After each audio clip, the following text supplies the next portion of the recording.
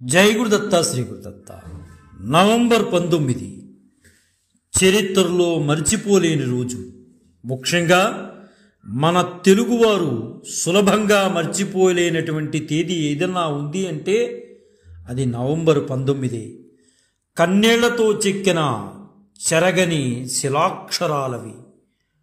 ఊపిరి ఊదాల్సిన గాలి ప్రాణాలు తీస్తుందని, జీవితాన్ని నిలబెట్టాల్సిన నీళ్లు మెడకు ఉరితాడే చుట్టుకుంటాయని, నమ్ముకున్న ప్రజలను వలలాడించాల్సిన అలలు ఖడ్గంగా మారి వందల వేల ప్రజలను నరికేస్తాయని నవంబర్ 19, 1977 సంవత్సరంలో అర్థమైంది అందరికీ. మనిషి ఊపిరి కొయ్యడానికి కత్తే కానక్కర్లేదు. జీవితాల్ని నాశనం చేయడం, మరుక్షణం మృతకళేబరం చేయడానికి తుపాకులు, యుద్ధాలే రానక్కర్లేదు. 100 ఏళ్లు నవ్వుతూ తుళ్ళుతూ 1000 రేఖలతో వెలుగులు వెదజల్లుతూ పుష్పించవలసిన బతుకుల్ని భగ్గున మండించడానికి పెట్రోలే అక్కర్లేదు. దాహం తీర్చి ప్రాణం నిలబెట్టవలసిన నీరే ఆ రోజుతో అందరికీ అర్థమైంది గొంతు పిసగ్గలదని. నిజానికి చరిత్రలో చోటు చేసుకున్న కొన్ని విషాదకర ఘటనలు ఏళ్లు గడుస్తున్నా మనం మరవలేం. దేశ స్వాతంత్రానికి ముందు కోరంగి తుఫాను ఎంత విధ్వంసం సృష్టించిందో, స్వాతంత్రానంతరం వచ్చిన దివిసీమ తుఫాను అంతే విధ్వంసం సృష్టించింది.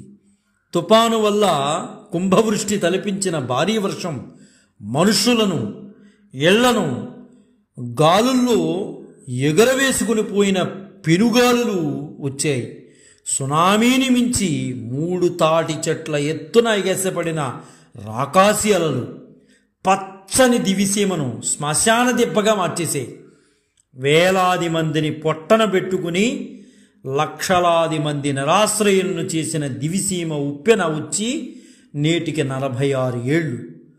నాడు ప్రకృతి పగబెట్టి చేసిన గాయం దివిసీమ ప్రాంతవాసుల్లో ఇప్పటికీ కూడా పచ్చిగానే ఉంది.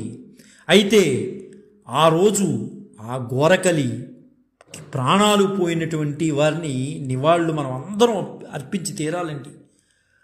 అసలు ఆ రోజు ఏం జరిగిందో నాకు అందిన సమాచారం మేరకు మనందరి కళ్ళతో మనం చూడలేదు. మన కళ్ళతో ఎవరూ చూడలేకపోయినా చూసిన భావాన్ని కలగజేసే ప్రయత్నాన్ని చేయడానికి ఈరోజు మనం మాట్లాడుకుంటున్నాం. అది 1977 సంవత్సరం నవంబర్ 17. అండమాన్ నికోబార్ దీవుల వద్ద తీరానికి 520 కిలోమీటర్ల వద్ద అల్పపీడనం ఏర్పడి తరువాత ఆ అల్పపీడనం తుపానుగా రూపాంతరం చెందింది. గంటకు 170 కిలోమీటర్ల వేగంతో దిశలు మార్చుకుంటూ తుపాను ప్రయాణం చేస్తూ సాగుతోంది.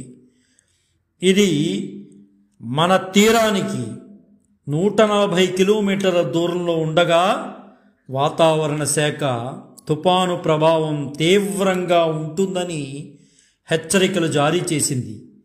కానీ అప్పటికే ఆలస్యం అయిపోయింది. అప్పటికి ఇంకా సమాచారం, సాంకేతిక రంగం అభివృద్ధి కూడా చెందలేదు.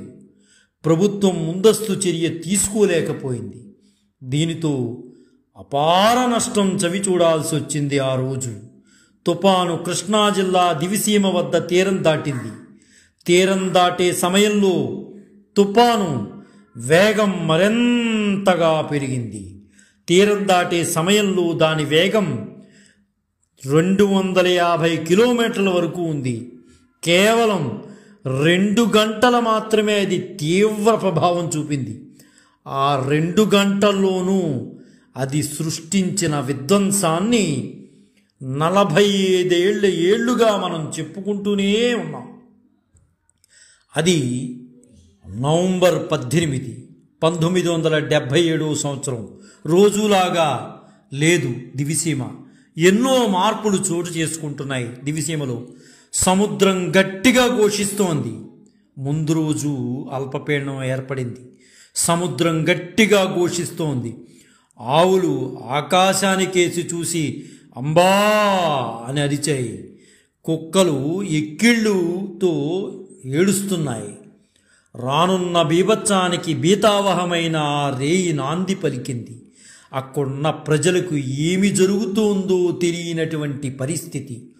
కనీసం సాంకేతిక పరిజ్ఞానం దివిసీమ గ్రామంలో అడుగుపెట్టనటువంటి రోజులు అవి. ఏది ఏమైనా నవంబర్ 18 రాత్రి గడిచిపోయింది. తెల్లవారైంది. నవంబర్ 19, 1977 సంవత్సరం. అంటే సరిగ్గా ఇదే రోజు, ఇదే వారం శనివారం అయింది. అది నిజంగా దివిసీమ వాసుల పాలిటి శనివారం కాదు, శనివారం. హోరు గాలిలో ఊగిసలాడిన చెట్లు విరిగిపోతున్నాయి, పూరిపాకలు పడిపోతున్నాయి. తుపానుకు తట్టుకోలేక పశుపక్షాదులు తల్లడిల్లిపోతున్నాయి. ప్రజలంతా జట్టులుగా ఒకరినొకరు పట్టుకుని గట్టిగా ఉన్న ఇండ్లకు చేరుతున్నారు. గాలి వేగంలో తాము చేరాలనుకున్న చోటికి చేరలేక మరో చోటకి చేరుకుంటున్నారు. కొందరు ఎగిరిపోయే ఇండ్లను ఆ పైన మేకులు కుడుతూ బిగిస్తున్నారు. వలతో ఇండ్ల కప్పుల్ని కప్పుతున్నారు. కొందరు ఎవరి కుటుంబాలను వాళ్ళు కాపాడుకోవటానికి ఎంతో శ్రమ చేస్తున్నారు. ప్రాణాలను కూడా లెక్క పెట్టకుండా ఇండ్ల కప్పులపై నిలబడి ఆ ఇండ్ల కప్పులు ఎగిరిపోకుండా పట్టుకుని ఉన్నారు అనేక మంది యువకులు. శనివారం మధ్యాహ్నం 12 గంటలైంది.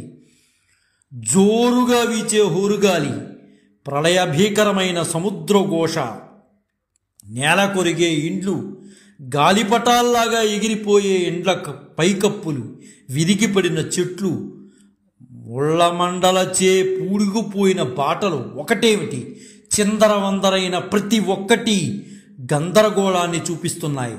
మధ్యాహ్నం 1 గంట అయింది. గాలి తూర్పు నుంచి చాలా ప్రమాద స్థాయిలో వస్తోంది.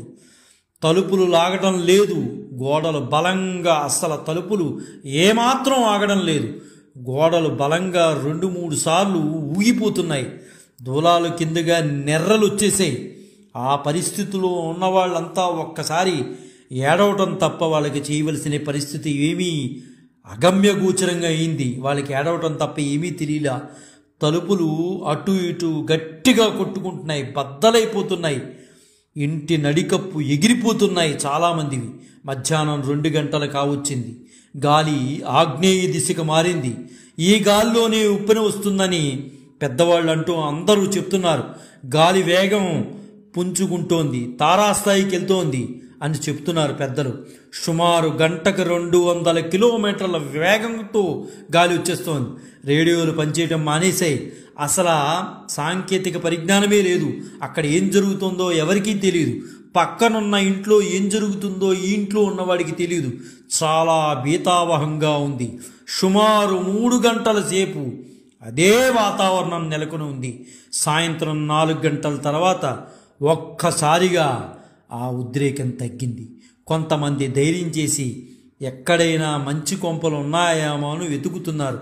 కరకట్ట దగ్గర నీరు ఎంతో ఎత్తున ప్రవహిస్తోంది. చూస్తుండగానే ఆ నీరు కరకట్టను తాకింది. ఊరికి తూర్పులో ఒక పెద్ద చెరువు ఉంది. దాని కట్టలు పొర్లిపోయాయి.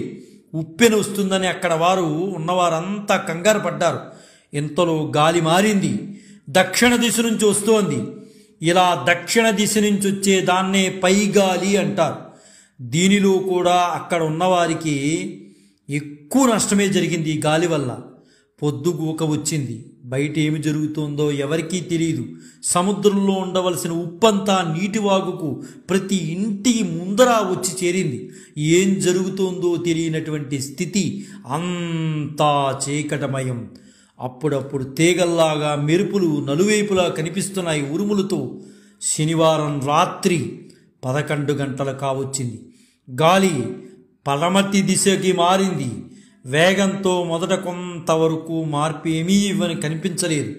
అక్కడ ఉన్న ఇళ్ల నుంచి ఇటుకలు ఊడిపట్టడం మొదలుపెట్టాయి.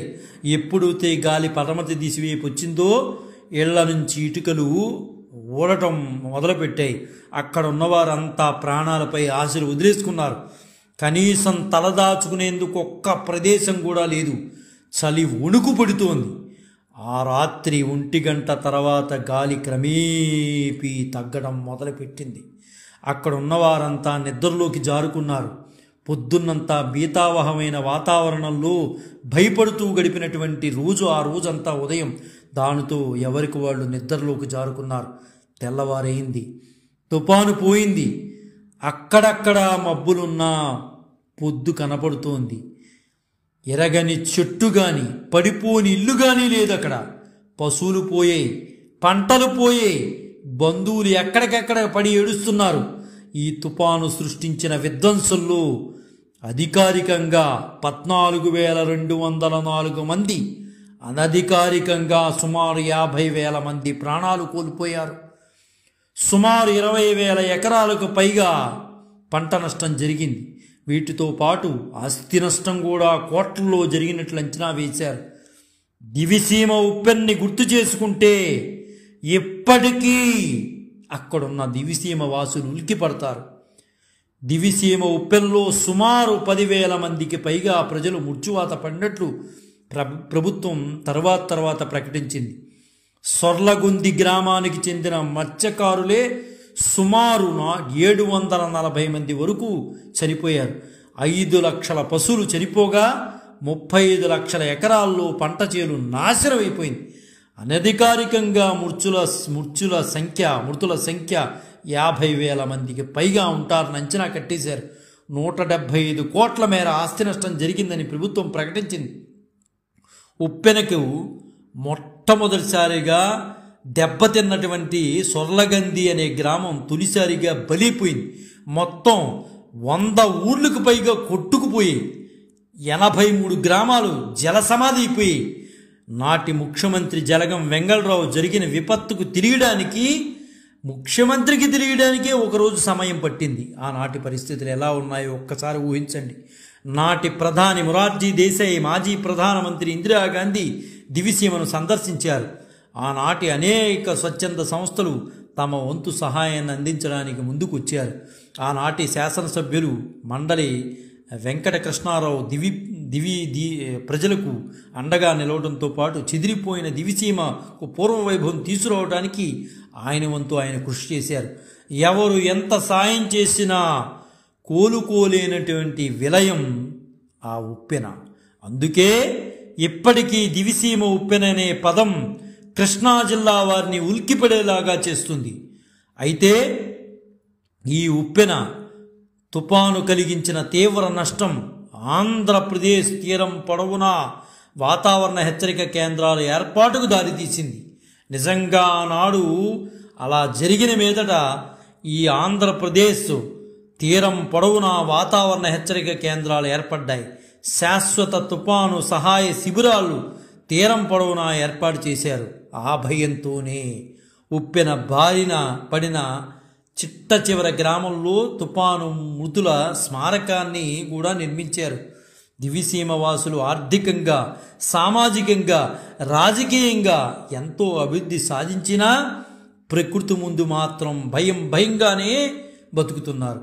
పెనుముప్పు సంభవిస్తే ఇప్పుడు నిర్మించి కరకట్ట ఏమాత్రం రక్షణ లేదని దీన్ని జాతీయ ప్రాజెక్టుగా చేపట్టమని ప్రభుత్వం ఏర్పాటు చేసిన జాతీయ ప్రకృతి వైపరీత్యాల నిరోధక కమిటీ శ్రద్ధతో ఆధునిక తరహాలో కట్టను పునర్నిర్మించాలని అక్కడ వాసులే కోరుకుంటూ ఉన్నారు. లేదంటే ఎప్పటికైనా దివిసీమ ముప్పు పొంచి ఉంటుందని అక్కడ ఉన్న ప్రజల భావన నేటికి కూడా ఉంది. జాతీయ వరద విధానం అంటూ 1954లో కేంద్ర ప్రభుత్వం ప్రవేశపెట్టిన దానిపై సమగ్ర చర్చ జరపడంతో పాటు కోటేశ్వరన్ కమిటీ సమర్పించిన నివేదిక, డాక్టర్ కెఆర్ రావులను నివేదికలను అమలు జరిపిన నదీ పరివాహక ప్రాంతాల్లో చెట్లు పెంచడం, ముఖ్యంగా తీరం వెంబడి సరుగు చెట్టు పెంచడంతో పాటు 50-60 కిలోమీటర్ల వరకు పొలాల గట్లపై కూడా సరుగుడు, తాటి, కొబ్బరి చెట్లు పెంచితే భూమి కోసం అరికట్టడంతో పాటు, భూమి కోత ఏదైతే ఉందో అరికట్టడంతో పాటు తుఫాను ఉధృతికి కూడా తగ్గించవచ్చునని నిపుణులు చాలామంది సలహా ఇస్తున్నారు. వీటినన్నిటినీ కూడా ప్రభుత్వం అమలు చేయగలిగితే నిజంగా దివిసీమ ప్రజలు శాశ్వత రక్షణ అనేది ఏర్పడుతుంది. ఏది ఏమైనా చరిత్రలో మనం మర్చిపోలేనటువంటి సంఘటన నవంబర్ 19, 1977 సంవత్సరం. ఈ దివిసీమ ఉప్పెన ఆనాటి ప్రజల పాలిటి ఘోర కలి అని చెప్పుకోవాలి. ఆనాడు ఎంతోమంది అమాయకులు బలైపోయారు. నీడనికి వెళదామంటే ఏ నీడకి వెళ్ళలేనటువంటి పరిస్థితి. జల దిగ్బంధంలో మొత్తం ఊరంతా ఉండిపోయింది. అలాంటి ఘోరకలి ఎవరికి రాకూడదు అని మనస్ఫూర్తిగా కోరుకుంటూ ఆనాడు ప్రాణాలు కోల్పోయిన ప్రతి ఒక్కరికి కూడా నివాళులర్పిస్తూ జై గురుదత్త, శ్రీ గురుదత్త, శ్రీపాద శ్రీవల్లభ చరణదాసుడు, మాణికొండ రాజశేఖర శర్మ, రాజమహేంద్రవరం. స్వస్తి.